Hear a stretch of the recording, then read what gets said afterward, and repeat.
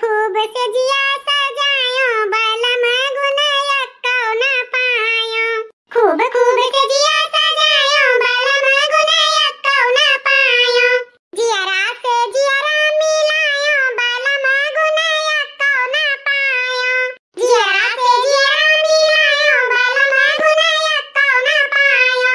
हे हमारे बड़की जीजी गोलगप्पा तो बनाई के घरे खा लिया जात बाटे, लेकिन राम जाने कहीं थे हमारी जीजी समोसा हमारी जीव लाग बाटे तनी कहियो बाजारे से मंगौती तो खावा जात। बहुत जीव कहत बा समोसा खाए के। अरे तो ये तने मन करत बा समोसा खाए के तो कलुआ के बप्पा के साइकिली बैठ लियो आगे चली जाओ होटल में जतना मन करे वतना तो समोसा खा लियो। हां का बड़की जीजी से कहत बाटी हूं। अरे ललका जीजी ये तने लायकदार कलुआ के बप्पा होती तो काहे कितना परेशान रही। आज 4 रोज से कहित बा तनी कलुआ के बप्पा समोसा खवाई दियो नहीं ले चलो होटल में बैठाई खवाई दियो तो कहत है हमसे ई ना होई मेहरारू के हम साइकिली बैठाई के ना ले जाबे हमरे बड़ा शर्म लागत है। अच्छा हमके बड़ा शर्म लागत है। अरे ई काहे नहीं कहत है कि आपन मेहरारू बैठाई के ले जान हमें बड़ा शर्म लागत है।